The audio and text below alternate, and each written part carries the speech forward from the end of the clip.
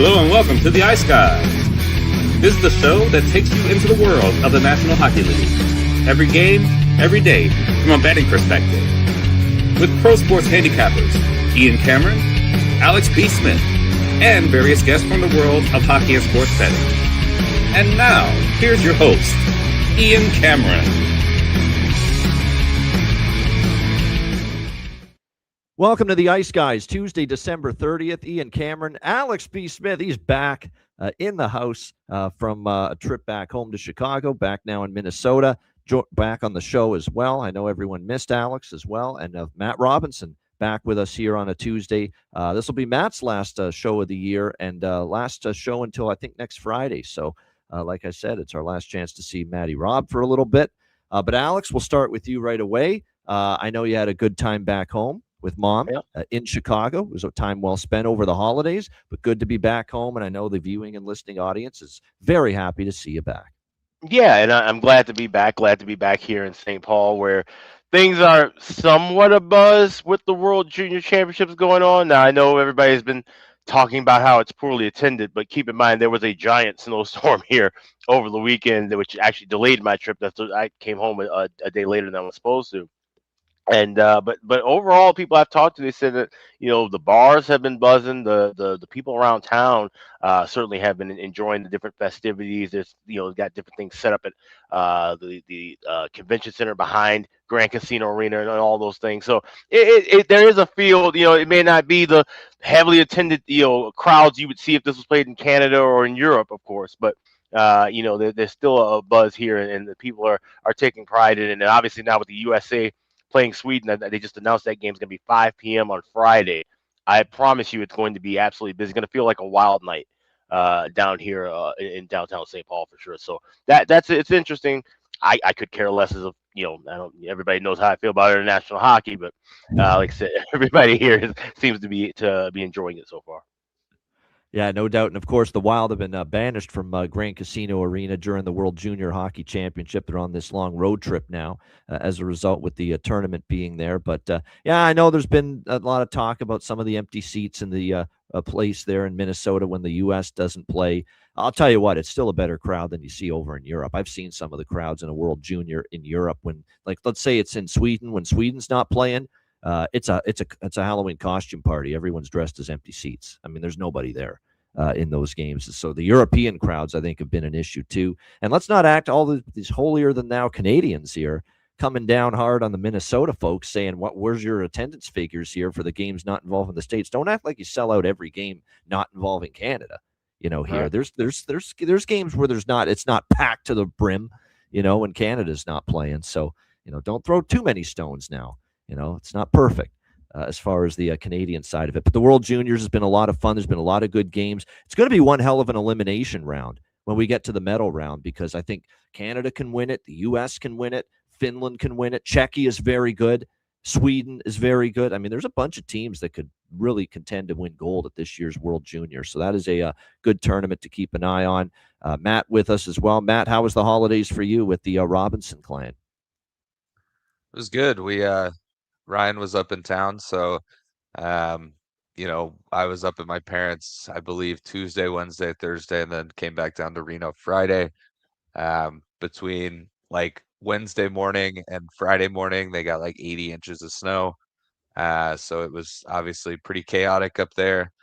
Didn't have to leave a lot. We did dinner for my birthday last Tuesday, and then once we got back to the house after dinner, I don't think I left until Friday midday. So a lot of just watching sports, drinking, hanging out in the hot tub, good quality family time, a couple good meals. Shouts to my mom.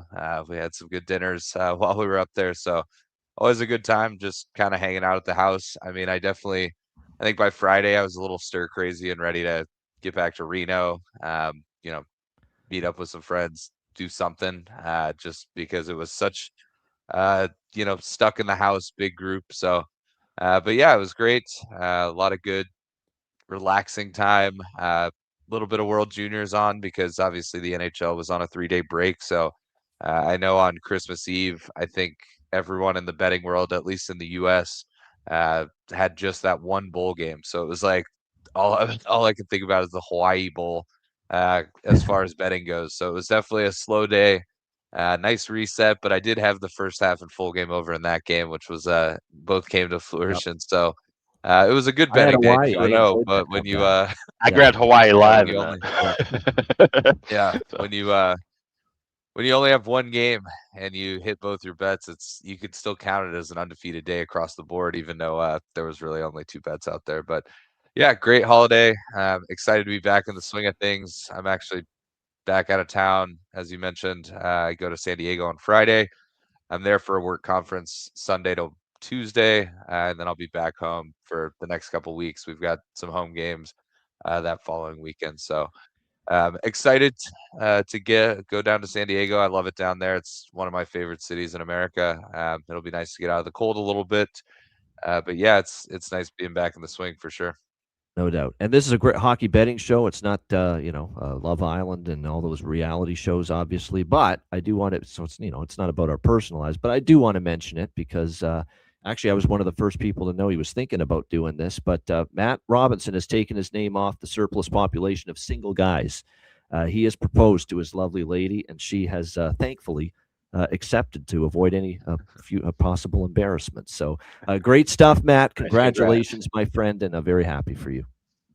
Yeah, thanks. I appreciate it. I think she had been waiting a little longer than I had, so I didn't think no was in the cards. But at the end of the day, happy to get the yes. So always appreciated. I see those videos of the guys getting declined, and it's that's a hard. tough That's scene. rough. So Yeah. That's rough. I don't wish that on anybody.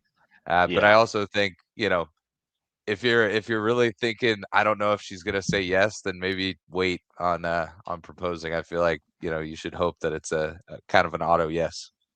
And good on you for not doing it at a Stars game, because those are the worst Stars game. proposals. The stadium ones are bad, and then when we first started dating and she saw I played on the Ice Raiders, she's like, please never do that at an Ice Raider game. I go, fuck no. I'm not a big, like, I don't want everyone looking at me situation kind of thing. So there was nobody where we were besides her parents were. It was after we did lunch at a restaurant over in South Shore where they do the American Century Classic, the celebrity golf tournament every summer. So we were over at Edgewood having lunch. So there was no one around. So it was very nice and quick. So that's how you do it. Didn't have to This get drawn nice, out. quiet, secluded, intimate setting. You don't broadcast it on the fucking Jumbotron and the video scoreboard at a sporting event. I mean, if you get turned down and declined and she says no in a live sporting event when they put it on the video board, you've asked for it. I don't have as much sympathy for you. At least when you get turned down in the privacy of your own life, at least no one sees it. No one sees the humiliation. Yeah. I saw the video of the guy that he put it up on the Jumbotron, and she ends up saying yes, but she's like dancing and doesn't notice for like a full minute. That video was pretty funny. I think it was at a baseball game, but yeah. No doubt. So congrats to Matt on that. Hopefully we can say congrats to Matt on a good betting night coming up here in the NHL for him and for all of us. First, though, of course, we'll look back on Monday's action. Carolina with a 3-2 overtime win against the New York Rangers last night. It was they stuck with it. I thought Shesterkin was very good in that game for the Rangers. He made a bunch of really great saves in that game to give the Rangers a chance. But Jackson Blake gets the overtime winner on the power play to give the Hurricanes a 3-2 win. We went 1-1 with best bets last night. The one that hit was Washington, Florida over pretty easily, in fact. And Florida gets a 4-3 win over the Washington Capitals. In that game, we had a piece of the Panthers as well. They were down 3-2 in the third, but Marchand and Ekblad obviously scored to give them the lead, and they hang on, and they had an empty netter as well to get the victory, 5-3, I should say, last night over the Washington Capitals. They added the empty netter. So nice win for Florida. They continue to play great hockey. It's a very, very big week for Florida. They play again tonight on a back-to-back against Montreal, and this will be their last game tonight before the big, I don't know how big it is or how excited certain people are about it, but the Rangers and Panthers Winter Classic outdoor game in Florida coming up on Friday night, I should say, January 2nd. So that's coming up. So it's a big week coming up for the Florida Panthers. And then after that, I think they've got games against Toronto and Colorado. So pretty big games. Toronto, they're battling in the division. Colorado. way to of start a course. new year.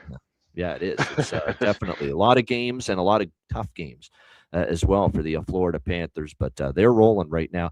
Look, this is now proof that sometimes you just got to wait till you get the info.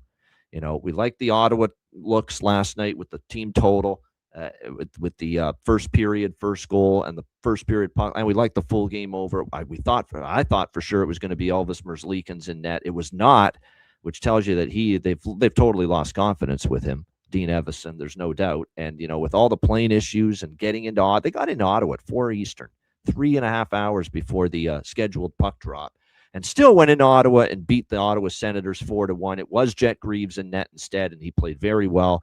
But again, Ottawa was just pathetic.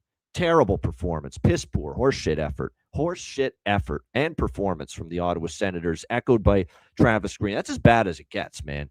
How much more can the odds be in your favor? You got a team that's coming in and arriving 3 hours before damn puck drop, and that's the way you play, and you lose 4-1. That's pathetic by the Ottawa Senators. It's horrendous. And if you look back, and if they miss the playoffs, you're going to look back on a game like that and say, wow, that's 2 points that you probably could have that went a long way to costing them, a chance to make the playoffs. But it was a horrible game from the Ottawa Senators. They deserved everything they got. And what they got was a 4-1 loss last night at the hands of the Columbus Blue. And they're in some trouble now. They haven't played well for the last few games. And now Linus Ullmark's on this leave of absence. Who knows when he's going to be back for the Senators as well. So you're down to, Levi Merilainen in net for the foreseeable future at this point in time. So it's not pretty at the moment for the Ottawa Senators at this point in time. And like I said, that was just not a good performance at all in a clear spot where the other team was just in as bad a situational predicament, as you could ask for. So, now you got to rely on Levi Merilainen and Hunter Shepard, as your two goalies here. So, like I said, problems right now for the Ottawa Senators. Problems for the Winnipeg Jets. Another loss last night. They lose 3-1 to the Edmonton Oilers. It's a shame is they actually played well. They had 40 shots. Calvin Pickard played the game of his life. He was absolutely dialed in. He was absolutely brilliant last night for the Edmonton Oilers in net. That being said, they can't score, and they don't have, they're not finishing at the rate they have in the past, the Winnipeg Jets as a team. But Edmonton finds a way. Outplayed, but they win 3-1 last night against the Winnipeg Jets, and about as good a game as you'll ever see out of Calvin Pickard last night. He was terrific in the victory for the Oilers. The Buffalo Sabres, the hottest team in the NHL, and it keeps going. 9th straight win. They beat the St. Louis Blues 4-2. Like I said, it's been very impressive to see. They're getting multiple efforts from last night, 4 different goal scorers. Noah Ostlund, Alex Tuck, Zach Benson, Peyton Krebs. Good defensive play. Domination after the first period. Buffalo outshot St. Louis. How about this? 26-9 in the last 2 periods. Buffalo doing that. I mean, they're playing the right way. They're getting good goaltending at the moment from Alex Lyon. It's been very impressive to watch, and Lyon was good. 4-2 win for Buffalo. 9 straight, and they will look to make it 10 in a row Thursday night, New Year's Eve in Dallas against Matt's Dallas Stars. That'll be a fun game to watch. Calgary in overtime beats Boston 2-1. We cashed the draw, Bruins and Flames in that game. So that was our one draw winner last night. And the Flames get the job done, and the slumping Bruins, and their offense has just completely gone in the tank. The Boston Bruins of late, another game where they're held to 2 or less. Colorado beats LA 5-2. First period over, loses, but we do hit the bigger bet, which was Colorado team total over 3.5. That's now 6 straight games against the LA Kings where they've scored at least 4 goals, the Colorado Avalanche. So keep that in mind for future reference. Avs get a 5-2 win, and predictably the Kings do not build on their win against Anaheim over the weekend. Nashville, nice comeback by them, making our guy Shea very happy. Nashville with a 4-3 win over the Utah Mammoth, and that's the season in a nutshell for Utah. 1 step forward, 2 steps back, just unable really to get on any sort of run, any sort of traction. Speaking of traction, Vegas, another bad performance from them. Horrible night for them, down 5-0. They end up losing 5-2 to Minnesota. I know no Eichel and no Theodore, but you got to show up a little bit better than that on your home ice. That's ridiculous, but give Minnesota a lot of credit. 5-2 win there for the Minnesota Wild. Carter Hart gets pulled. I think that's the first time he's been pulled since he's been a member of the Vegas Golden Knights as well, though they hung him out to dry. I don't think there's a lot he could have, maybe one of the goals, from what I saw, he could have stopped, but a lot of that was just porous play in front of him last night. But give credit to Minnesota, continue to play great hockey in the Quinn Hughes era, and they get the 5-2 win there. Vancouver 3-2 against Seattle. They win in a shootout. Typical fucking Seattle, right? I bought into that freaking 13-1 overrun in the series, Vancouver and Seattle. And I'm like, I can't believe I'm going with another Seattle over. And again, that Seattle overs, that's pain right there. Trying to trust Seattle to see one of their games go over the total. It's a brutal beat, too. It was 2-2 early in the second. There was not a single goal the rest of regulation. And, of course, it ends up 3-2 in a shootout for Vancouver. Lankinen, who's had an up-and-down season, has been Marty Brodeur in these shootouts this year. He's been on a great run in shootouts, and he gets the shootout win last night. And I got to admit, disappointing again from Anaheim. I'm getting a little worried. The concern meter is rising a little bit with the Anaheim Ducks, and for Dostal again. Like, he hasn't been the same guy since returning from that injury. He's a good goalie, I know it, and I still believe it. But 4 goals against on 9 shots. He gets pulled from Mrazek. I mean, he struggled. He has not found his A game, his form, since returning from injury. Now, they haven't helped him out either defensively, but like I said, Dostal, they got to get him right. He's a big part of why this team was so good, in the early part of the season. They scored enough. You should be able to win a game when you score 4 goals on home ice. But Anaheim was unable to do that. San Jose with a nice 5-4 win there. We did it over 6.5 in that game, which was a pretty clear choice for me.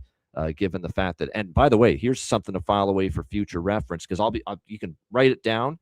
I will be on this tomorrow with the New Year's Eve game, Tampa Bay and Anaheim, another home game for Anaheim as they host Tampa Bay tomorrow. 9-1 run to the over in the last 10 Anaheim home games. This has been quite the run for overs for Anaheim at the Honda Center, and I'll be looking to see that continue tomorrow when they host the Lightning. Alex, your thoughts on Monday's action? Yeah, there's a couple of trends that we were looking at. We actually were talking about earlier involving New Year's Eve games. But yeah, last night didn't get to catch everything. Like I said, I was traveling and getting settled in. But that Ottawa Columbus game, like I said, that was just a kind of a shocking disappointment. I had the over 6.5 in that one, and that was not even predicated on the whole troubles with Columbus trying to get in. I just felt like that was going to be a much higher scoring and balanced game. And like you said, now we're starting to see what we've been talking about for really the beginning and the most of the part of the season. Columbus has to roll with Jet Greaves if they want to get, believe in a chance to win on a night in, night out basis. And that's not a knock necessarily on Elvis Merzlikins. Still think he can be a good goalie, but his run in Columbus is over.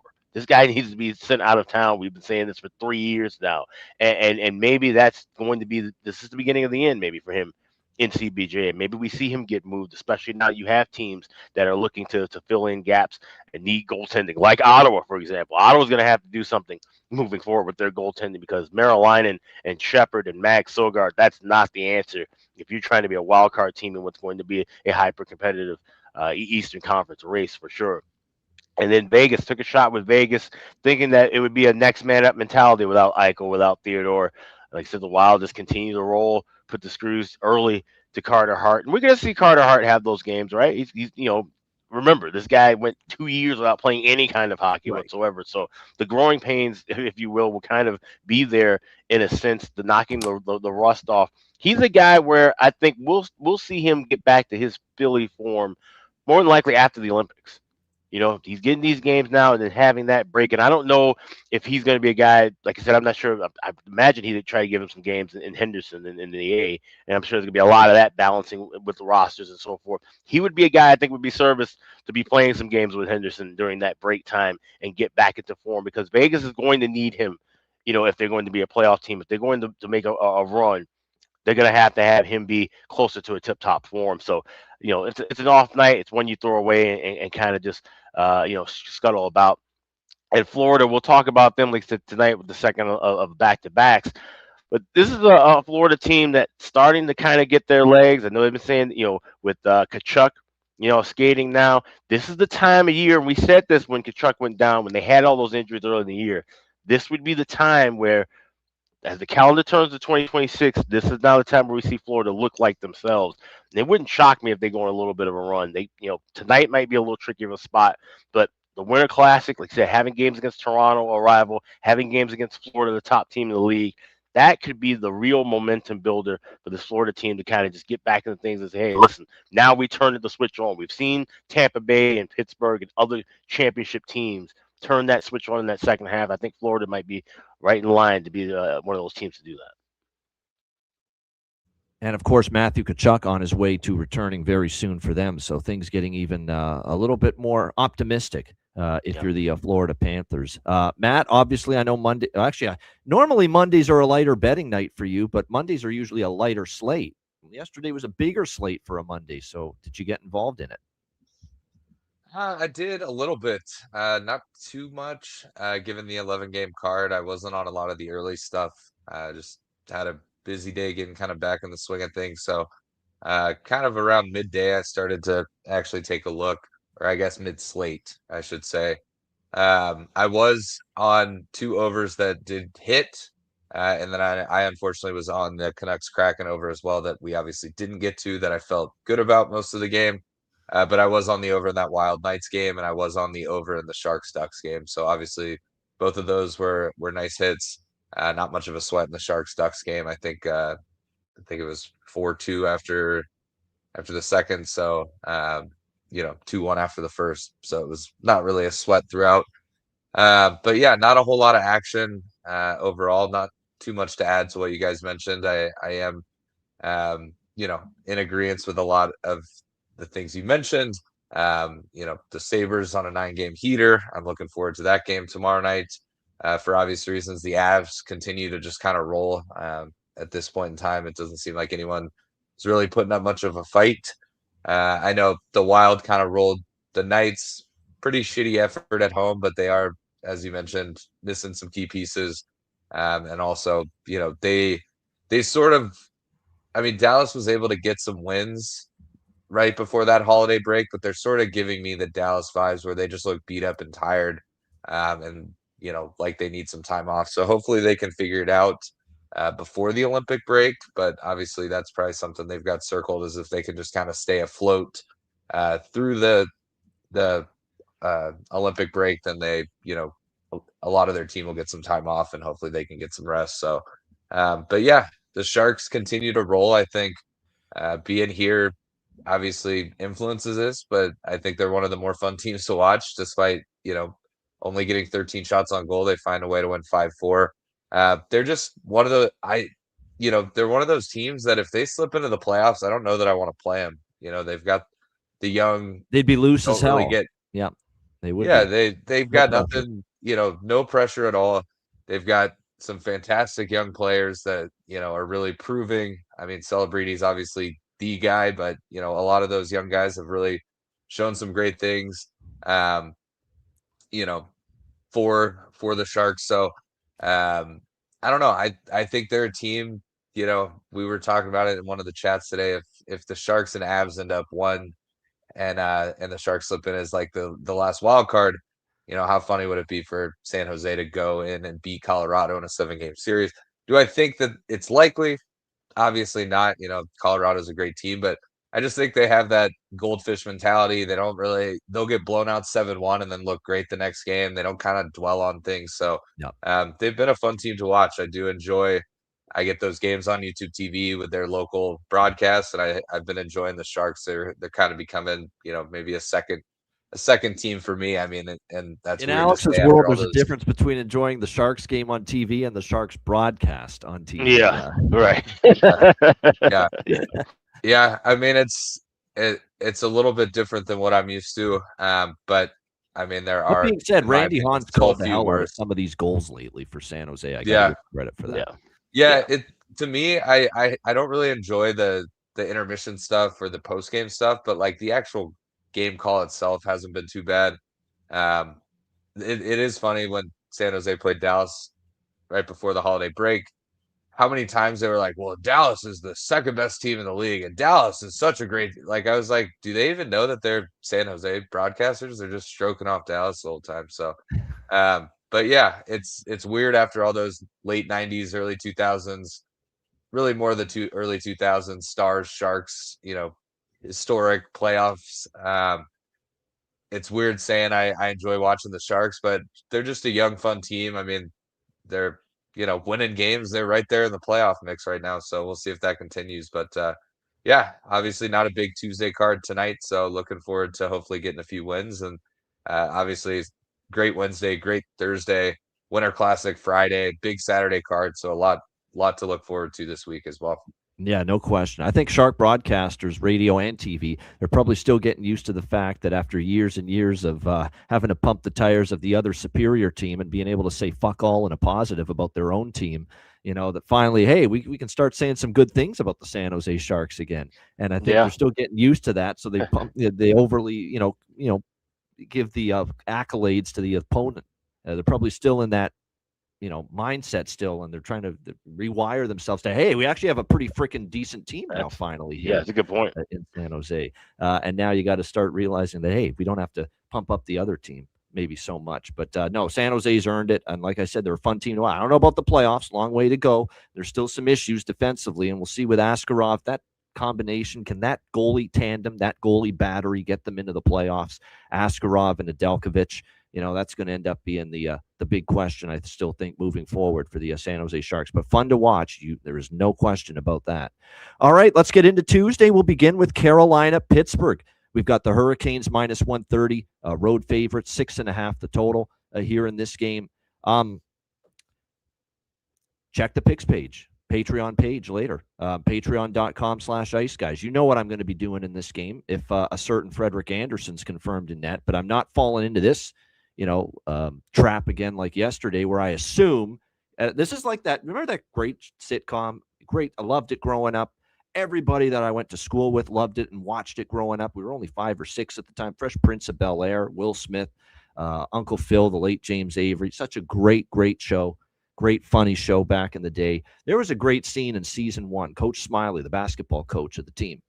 I got into trouble yesterday making an assumption that Elvis Merzlikins was going to be in net for Columbus. He wasn't, and it cost me all these bets, Ottawa bets and over bets. And I made an assumption, and I got in trouble for it. Well, Coach Smiley in that first season of Fresh Prince, Will and Carlton were playing on the basketball team. You know what he told them? He said, you never make, and he wrote the word on the blackboard, you never make an assumption because you will become an ass and the ump will shun you, And so that's basically kind of how I feel coming out of last night with the assumption that Elvis Merzlikins was going to play for the Columbus Blue Jackets. He didn't. The much better goalie at the moment, Jet Greaves, did, and obviously shut down Ottawa, and the game stayed under the total. If Freddie Andersen's in net, we go in a bunch of different ways. We probably like over by Fecta. We probably like Pittsburgh team total over because Freddie Andersen surrendered 3 goals or more in 8 straight starts coming into tonight, but we don't know that yet. And what did we see from Dean Evason yesterday? We saw a hesitation to go with the inferior goalie, even on a back-to-back. And do we see hesitation from Rod Brind'Amour tonight to go with the goalie that is clearly not as good right now and Freddie Andersen just because it's a back-to-back? Or do you ride the hot hand that is Brandon Bussey, who was very good once again in victory last night against the New York Rangers for this Carolina team? So like I said, that's what I'm waiting on here. Cannot move on this game until I see who the goalie is. I think if it's Bussey, I could only look Carolina, even though it is a back-to-back spot. Now, Pittsburgh drilled Chicago over the weekend and scored, a ton of goals, and that's not the issue. They can score. It's defending. It's still a problem for them, and they caught Chicago in a horrible spot off a big win against Dallas, and you could kind of tell they didn't have it, didn't have their legs that night. I still don't trust this Pittsburgh team defensively, so I still feel like if it's Bussey, I'm going to like Carolina's team total over.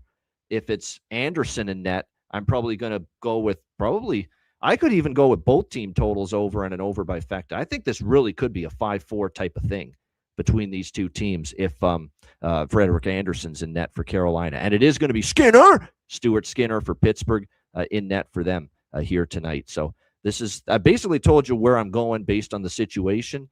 Bussey, I like Carolina team total over. Andersen, I probably like both team totals over, and I'll probably like the over by Fecta here as well. Alex, what do you think? Hurricanes, Penguins? The one thing I will bet, regardless of goaltender for Carolina, is Carolina first goal, first period. You can get best price on that FanDuel plus 115. I see a 110 at MGM and other spots, but I think Carolina can at least get to Pittsburgh early. Like I said, now if it's Anderson, then that gives us a chance to make some moves Pittsburgh centric in game. But this is one where I definitely want to wait and see who the goaltenders are. Like I said, Brandon Bussey, I think is fantastic, and he's a guy I wouldn't mind laying 125, 130 with. So more than likely, we'll be adding Carolina money line, even with the back-to-back spot if they do roll with Bussey. Just because, like I said, I don't trust Pittsburgh either. That was a flat dead spot for the Hawks in that game Sunday. Pittsburgh had just regular energy. It wasn't that they were playing over and beyond in that spot. Like I said, they have no problem scoring. So this would be a good in-game wagering spots. But definitely, like I said, first goal, first period with Carolina at plus 115. I think that's good value there. Gotta admit, if it's Anderson, I might even bet Pittsburgh here. I gotta admit, if it is Anderson, I might even bet Penguins here. He's 1-7, by the way, in his last 8 starts. Freddie Anderson. So not only giving up 3+ in 8 straight starts, but he's 1-7. Carolina's 1-7 in Frederik Anderson's last 8 starts. But again, this is a legit 50-50 coin flip to me. That it could be Anderson. They feel like he's as great as the kid's been. You got to rest him at some point. And on the flip side, you got to get Anderson in there at some point. Can't be sitting forever. But the other component to this decision could be that, Rod's trying to get some wins, trying to get on a bit of a roll with this team, and we're going to ride the hot hand that is Brandon Bussey right now, even on a back-to-back. His numbers, Anderson's numbers against Pittsburgh, 7-5 with a 2.24 goals against, a 931 save percentage, and 2 shutouts. So, and that might lean for Brendan Moore to play Anderson, like I said, and if that's the case, then you look at things Pittsburgh-centric. Tim in the chat says Corey Hart is garbage. Do you mean Carter Hart, or do you mean Sunglasses at Night Sucks as a big-time hit in the 80s? Which one is it? Or the BMX racer. Or Never Surrender. That was another one that he had in the 80s, Corey Hart. What do you think here, Matt? Carolina, Pittsburgh. I am on the over in this one, but I got in at 6 yesterday. I do think I was more doing that under the assumption. So hopefully we're not wrong and Anderson does get the start. If it is Bussey, I'll probably double down a little bit on Carolina team total. Skinner's given up 3+ goals in 4 of his last 5 starts. So if it is Anderson and Skinner, I love goals. I would condone a same game parlay here, first period full game. If you don't like the 6.5, if you want to do 1.5, 5.5. I just think if it is Anderson, neither goalie scares me. Carolina takes a lot of shots. Pittsburgh can definitely put up goals on Frederik Anderson. But yeah, until that's confirmed, I don't think I'll take a side here. If it is Bussey, I would lean Carolina, but do I want to lay minus 130? I might just take a team total. If it is Anderson, I could see Pittsburgh having some value, but I just don't think a side is for me on this one. So I'll stick to over 6 for now. If we do get Anderson confirmed, then I would condone a first period full game 5.5 same game parlay.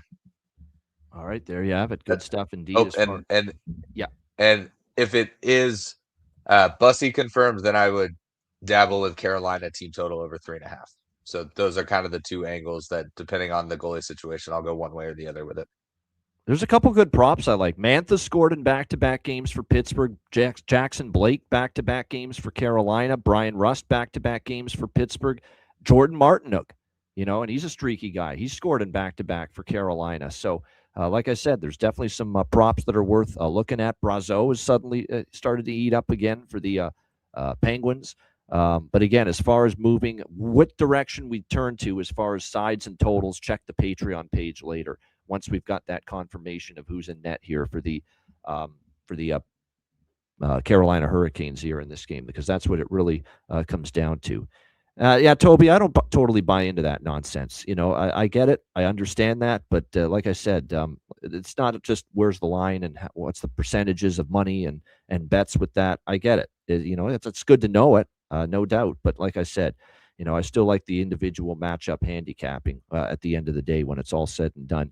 As far as Skinner in net here for the Pittsburgh Penguins, I always find it funny, that people defended him as far as, wow, you know what? Give Skinner a break. Edmonton's blue line is not that great. and so he's in a tough situation where he could be on a team with a much better blue line in front of him. And then he goes to a team that's definitely got a worse blue line in front of him when you compare Pittsburgh to Edmonton. So like I said, this is tough sledding for Skinner.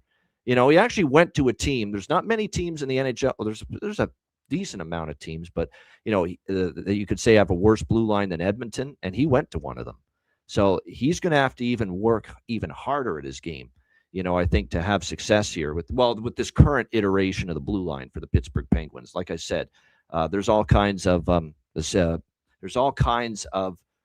problems right now with the Pittsburgh blue line. Like I said, top to bottom, their blue line's worse right now than Edmonton's. So like I said, Skinner's really going to have to dig in order to really find success here with the Pittsburgh Penguins. And he is still looking for his first NHL start here as far as with the Pittsburgh Penguins. All right, New Jersey, Toronto. We've got New Jersey minus 135 road favorites. We've got 6 the total here in this game.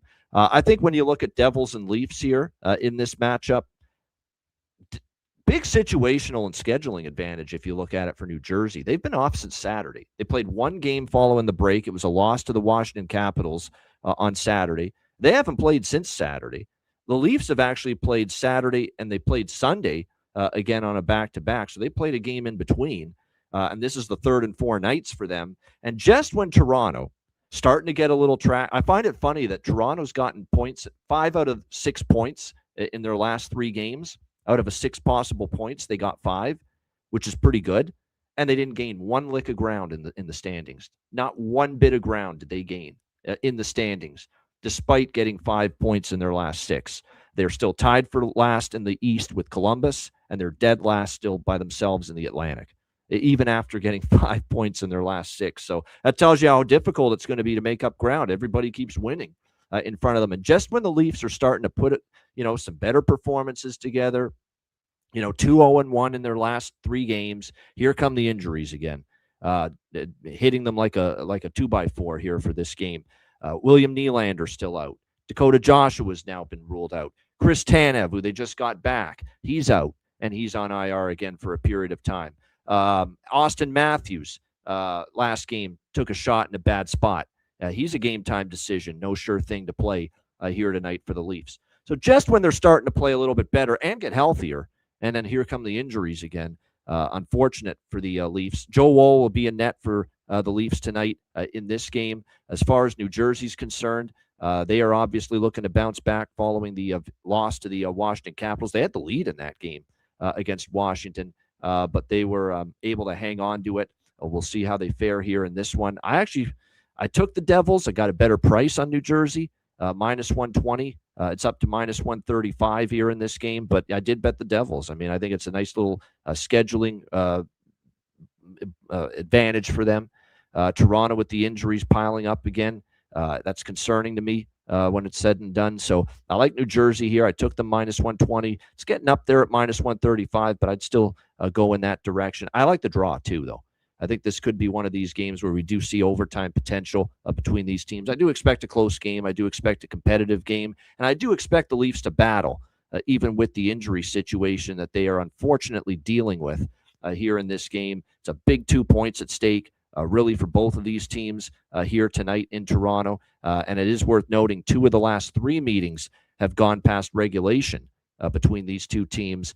And New Jersey did win in Toronto. It's funny. It was Sheldon Keefe's first win against his former team when New Jersey beat Toronto earlier this season, 5-2, back in October in Toronto. So I do think we have some overtime potential. Both teams went to overtime in their last game. So draw and Devils here for me. Alex, what do you think? New Jersey, Toronto. Yeah, this is a game where I like to draw too and just kind of shop around. I got plus 316 at Bet Online this morning and just trying to see what the best price available is. More than likely going to be Caesars because I'm seeing sub 300s again with MGM and FanDuel that did not correct itself as much as I thought it would over the holiday break. But definitely liking a draw here in this spot. Like I said, I can see where Toronto having these injuries want to try and play a bit more low and slow kind of a game, try and suffocate New Jersey. So this is one where I could definitely see maybe being a 2-2 kind of a 3-3 kind of a contest going past regulation. All right, good stuff. Matt, anything here? Devils, Leafs. I think it's going to be a pass game for me pregame. I can kind of lean either way. Toronto being at home, being a dog, but yeah, I think it's just a straight pass for me on this one. No Stefan Nason goal prop? If anything, it'd be a power play point prop, which I am considering. It's plus 650 on Bet365. He just isn't really chipping in unless it's on the power play. I think his last 3 points have all been power play points. He's kind of buried on that fourth line, so he's on the first power play unit. So if you like anything, I think that power play point is a much better look than trying to take a goal prop on him right now. I think he's got 1 goal in his last 20 games that's been non-power play, a non-power play goal. So we'll see. All right, good stuff indeed. As far as props, I agree with Jonathan's look. Cody Glass repair, Cody Glass replace, and you're getting plus 650 in some spots with Cody Glass here tonight for the New Jersey Devils. He's certainly been a little bit more, noticeable at the offensive end. There's probably value with Mercer too, because he's being placed with Heishier and Meyer right now for the New Jersey Devils. On the Toronto side of the equation, I'm going to stick to Easton Cowan, Max Domi, and probably Nick Robertson. I think we got to start betting Nick Robertson. It's back-to-back games with a goal now for Nick Robertson for this Toronto team. He scored in the Detroit game on Sunday. He scored in the Ottawa game on Saturday for this Leafs team. And finally, there's been a love-hate relationship with Nick Robertson with many different iterations of this Leaf management and coaching staff.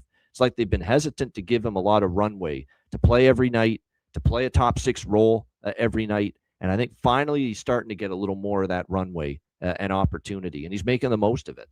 So, Nick Robertson, who scored in back-to-back games, I do think is worth a look here tonight for the Toronto Maple Leafs. All right, Montreal and Florida. We've got Florida minus 130, home favorites, 6.5 the total here in this game. This is a dubious spot for the Panthers, and I'll explain why. They're playing great. It's been pretty much for me a one-way team for the last several days, if not weeks. Bet on or pass. I really haven't been all that interested going against the Florida Panthers during this great run they've put together. This is a bit of a tricky spot for them. It's back-to-back after the win against Washington last night. That's 2 division wins against, not 2 division wins, but 2 big conference wins against Washington and Tampa back-to-back. Now you have Tarasov in net as opposed to Bobrovsky because it's a back-to-back. You got a Montreal team with a rest advantage. They haven't played since Sunday when they lost, and they lost a game they should have won. They outplayed Tampa Bay on Sunday, losing that game by a score of 5-4. They deserved a better fate in that game, but they lost in the shootout. The elephant in the room and the X factor here is Sam Montembeault. Half of me says I cannot trust this guy worth a damn. He's a bottom 5 goalie in the league as far as goals saved above average, goals saved above expected. He's one of the worst 5 goalies in that metric this season in the NHL. How can you trust him to stop the puck right now? That being said, he's against his old team, the one that punted him. He's actually played some of his best hockey over the years against the Florida Panthers. There's no team he has better numbers against than the Florida Panthers. And a lot of Montreal's beaten Florida 5 straight times in the series. 5 straight wins for the Habs over the Panthers. And believe it or not, Montembeault started in 4 of those 5 wins. So he's actually had some success here against Florida. He hasn't played in a while. They sent him down to Laval for a recent conditioning stint. Have called him back up. Half of me thinks, I can't trust him. He's going to struggle again. And half of me thinks he could put up a gem tonight, maybe. And he has played Florida pretty well in the past. And this is like make it or break it stretch for Montembeault right here. Maybe not just with Montreal, but with any team in the NHL. He's got to show that he can stop the damn puck. And it's got to start right here, right now, tonight for him. If he's going to turn this shit around and make himself look to be a viable National Hockey League goaltender again in the eyes of not only the Habs, but many, certainly teams around the NHL. So I'm kind of hedging my bets here because I'm going to take Montreal in this spot, plus 110, plus 115. I like the over more, and I got on it at 6 at minus 120. I still like it to a little at 6.5, but and plus we're just riding these teams as far as overs are concerned. 5 straight overs for Florida, 3 straight overs for Montreal. So both teams are a combined 8-0 to the over coming into this game tonight. And what if Montembeault struggles again, which obviously would not shock me. Wouldn't shock me if he plays pretty well, because he has done well against Florida, and he'll be motivated to play well against a former team. But part of me says it could be the same old Sam I am. I do not like, not green eggs and ham. I do not like stopping pucks. And that's been the issue for him over the last few years. So I feel like if this gets away from Montembeault and the Habs, it's going to be like an over. It will get to become a high-scoring game. If he plays well and stops the puck and puts up a rare Montembeault Rembrandt performance, then we have a good chance to cash the Montreal bet, at a plus price. So that's kind of the way I see it here. Montreal money line, and I'll go with that full game over 6 here as well. Alex, what do you think? Canadiens, Panthers. So same kind of theory, but I went with some bigger plus prices. I took a shot with Montreal to win in regulation, plus 155. It was based on some history that our guy JD shared with us as involving the puck line and wins by margin within the series. But I'm also taking a shot with the parlay. We go with Montreal rather, and then over 5.5. You get plus 225 at BetMGM with that. So Habs tied with the over 5.5. Habs to win in regulation. Those are the two looks that I have here. Like I said, I think this could be a tricky spot. Florida now going to be getting ready for the Winter Classic. Yes, I can see what maybe this is a trip up game. We've seen that happen with teams who are getting ready for the Winter Classic before. I remember the Hawks had a really goofy loss before one of their Winter Classics.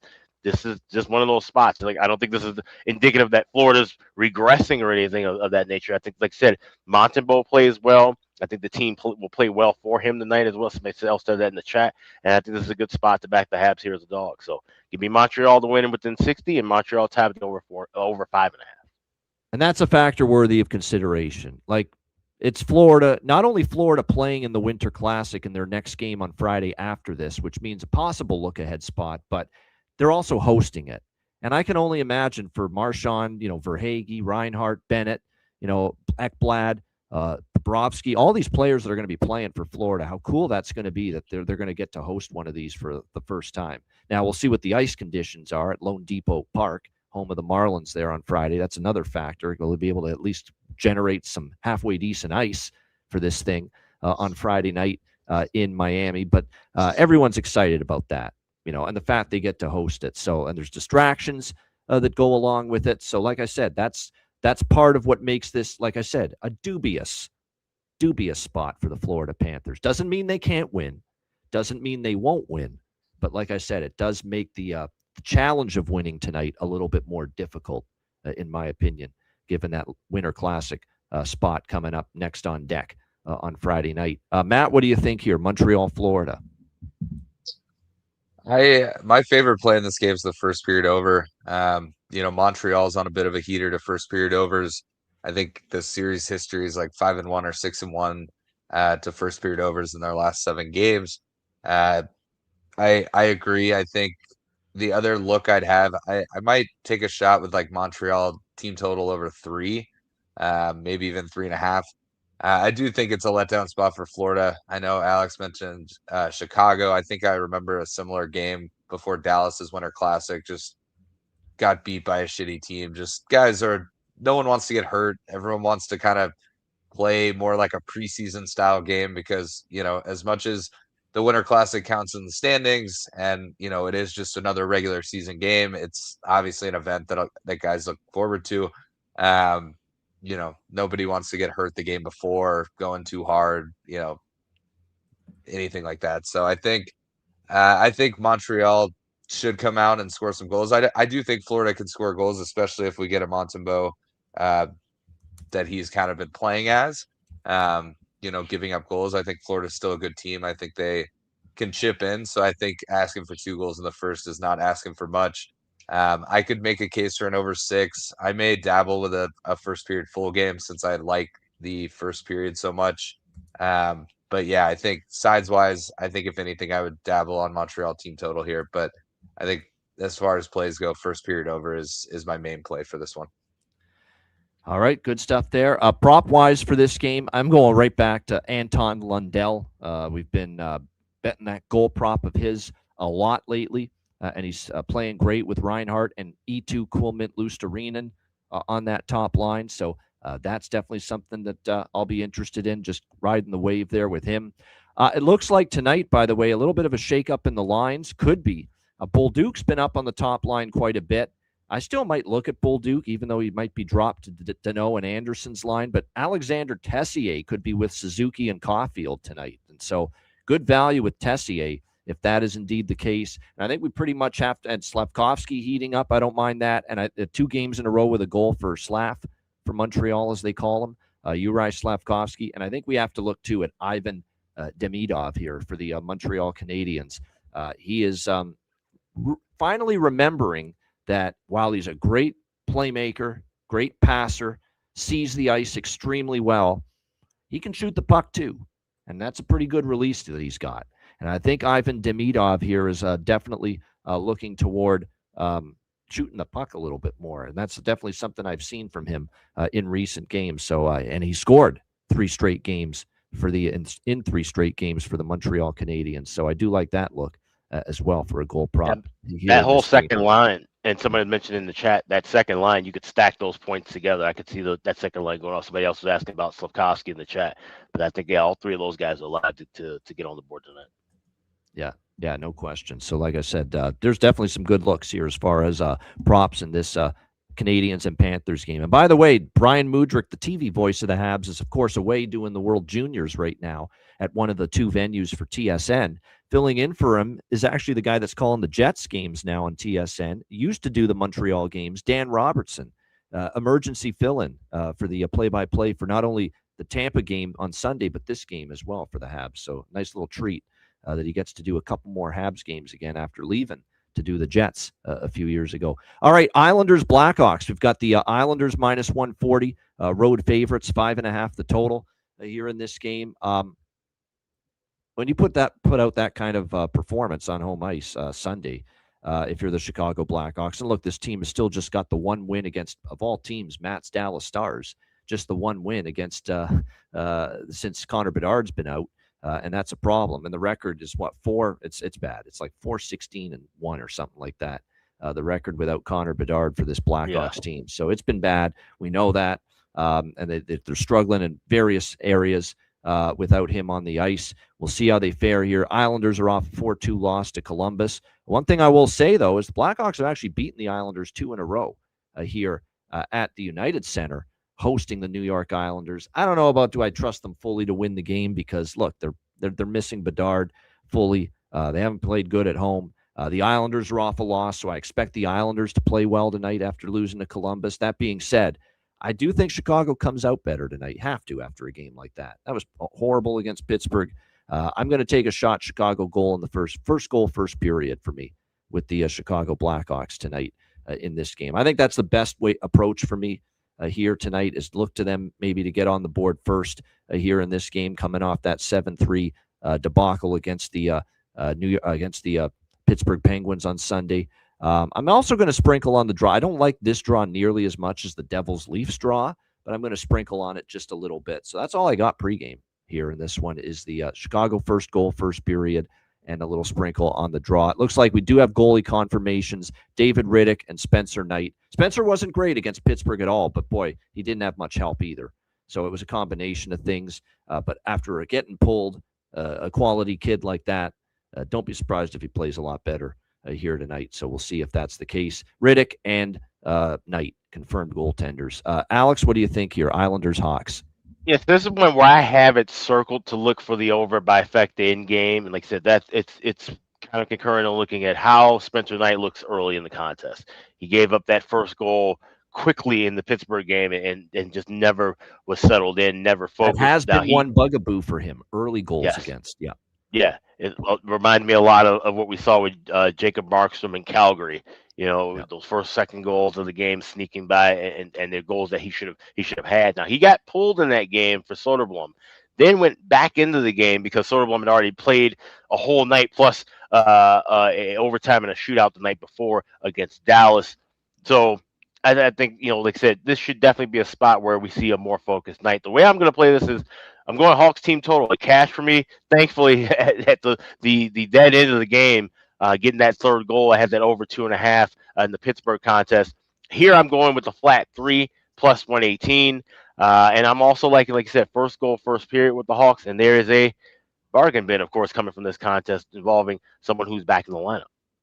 There you go. All right, it's one of those healthy scratch angles, which we often like to see and attack when it comes to player props. All right, Matt, anything you like here? Isles, Blackhawks.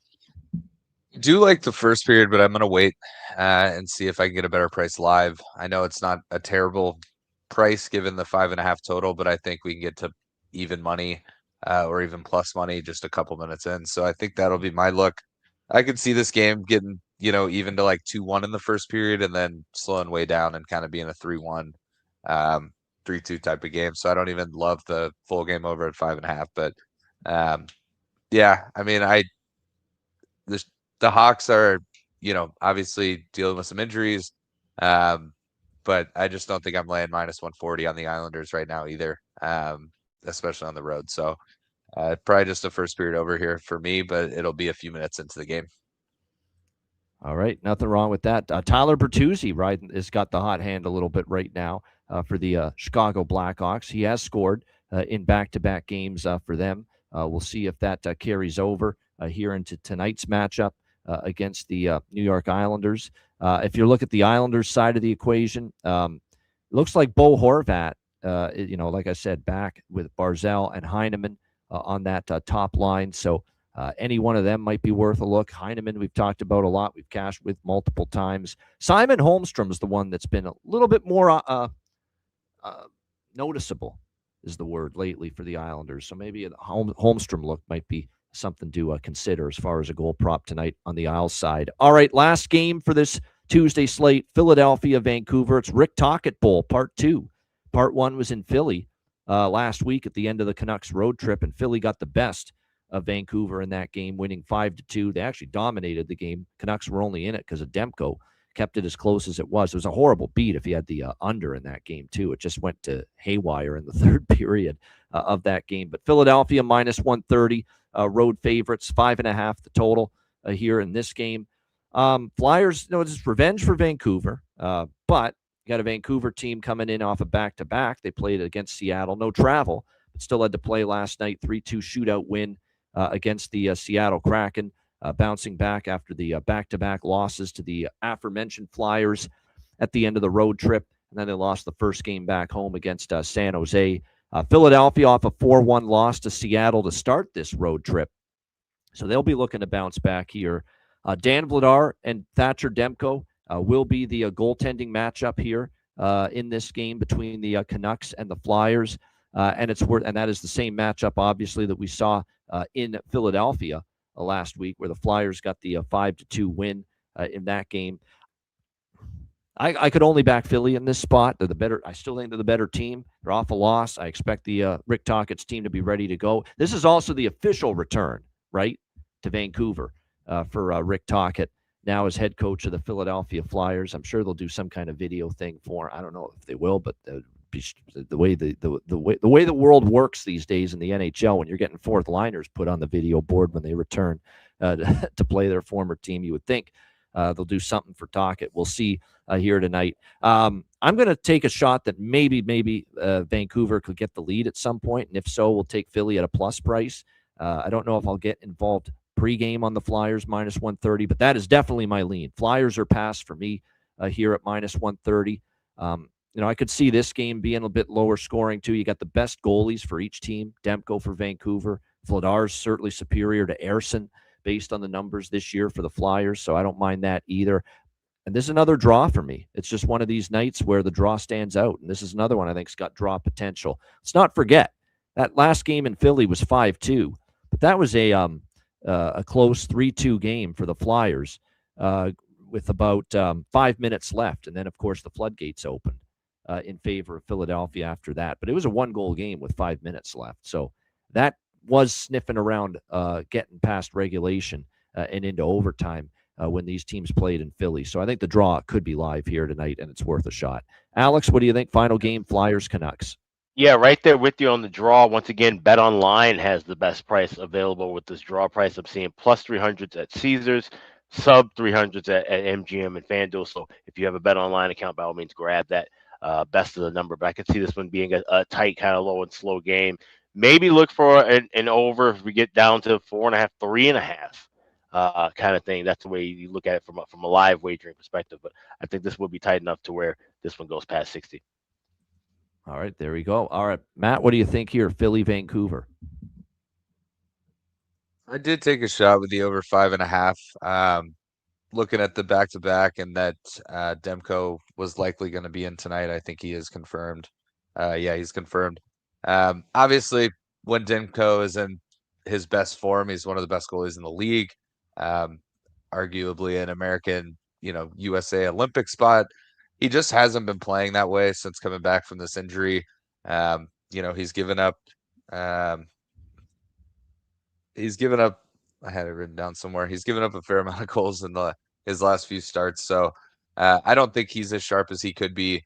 I know it's sort of a revenge spot for Vancouver, given that 5-2 game right before the Christmas break. But I just think Philly's playing well. I think, Philly will chip in. Vancouver's got a little bit of, revenge spot on their mind. So I think, it wouldn't shock me if this is an overtime game that gets to 3-3.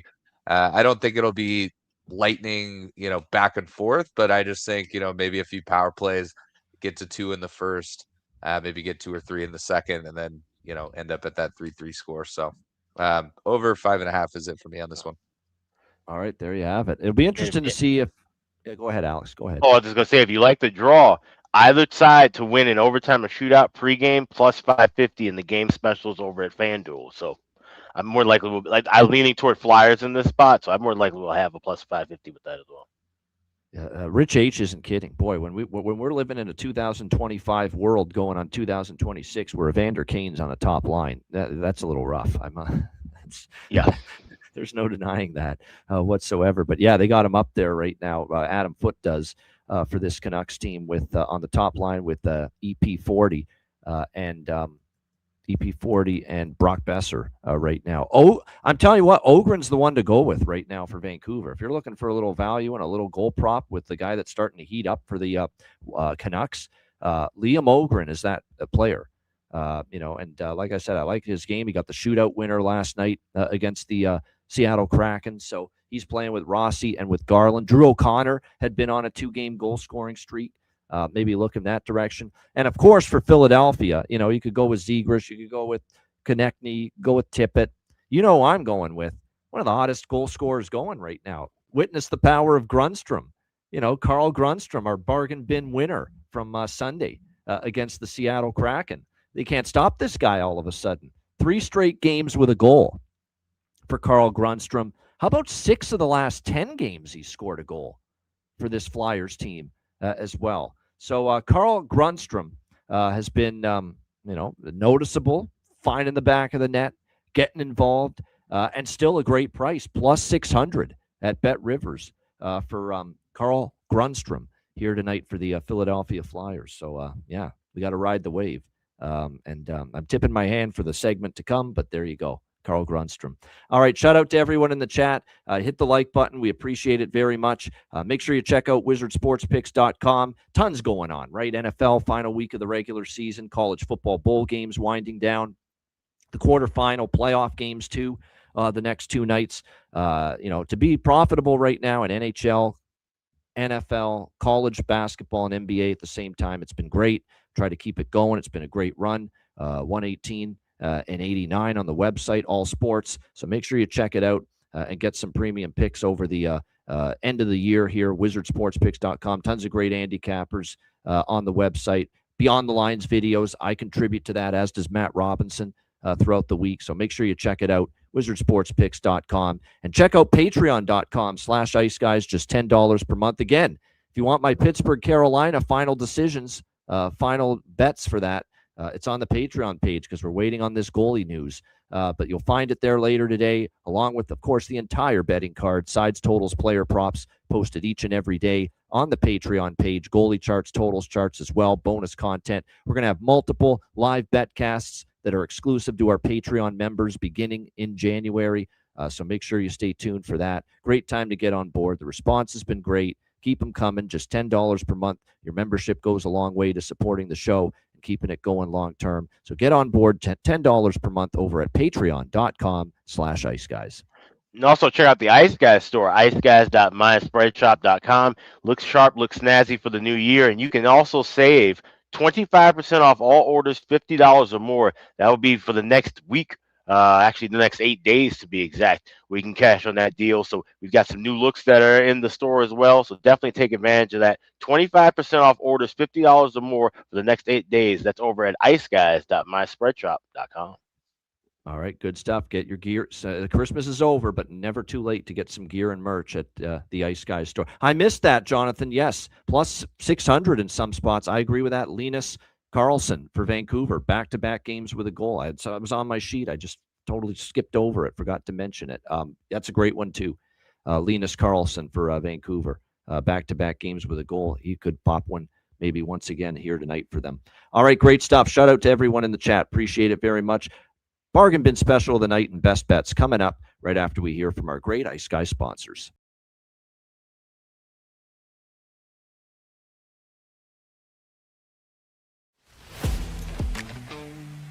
Wizard Sports Picks, featuring the finest handicappers in the universe.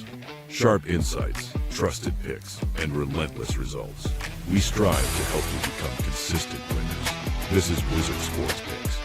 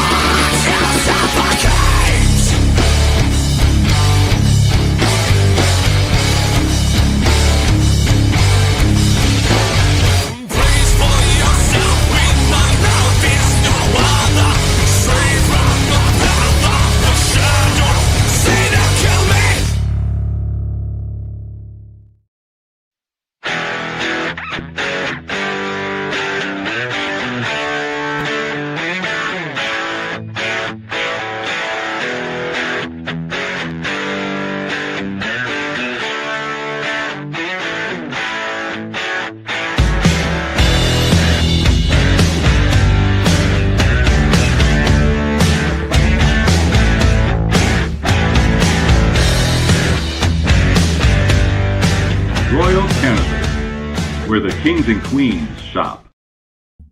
Thanks to all our sponsors, including Royal Cannabis. Check them out, royalcannabisshop.com, 20% off with promo code ICEGUYS. All right, bargain bin special of the night.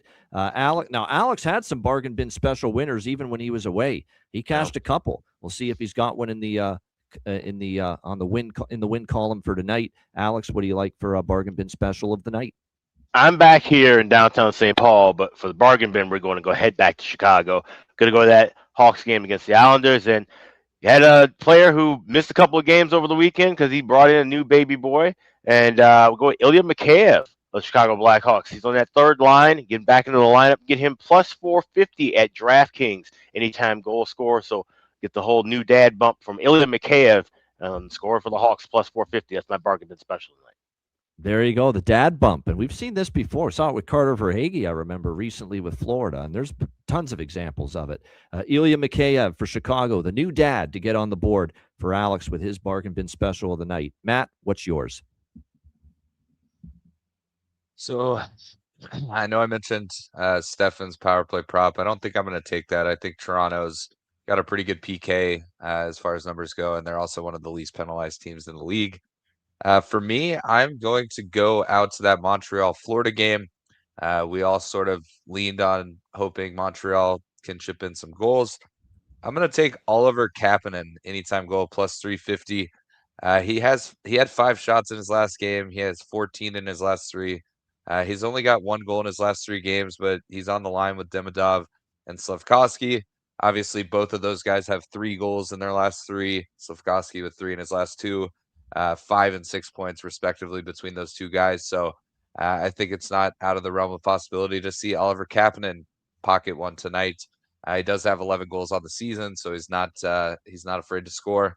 And I'm seeing it at like plus 350, plus 360, somewhere in that range. So I will take Oliver Kapanen anytime goal tonight for the Montreal Canadiens. There you go, Oliver Kapanen. Yeah, well, that's someone we both had before as a bargain bin choice. Oliver Kapanen from Montreal for Matt with his bargain bin special. I got two for tonight. The first one being Nick Robertson, Toronto, plus 475. Back-to-back games with a goal for him. And like I said, with Nylander out, with maybe Matthews out too, even more could fall on his shoulders offensively. But he's handled it. Back-to-back games with a goal. Nick Robertson for Toronto, plus 475.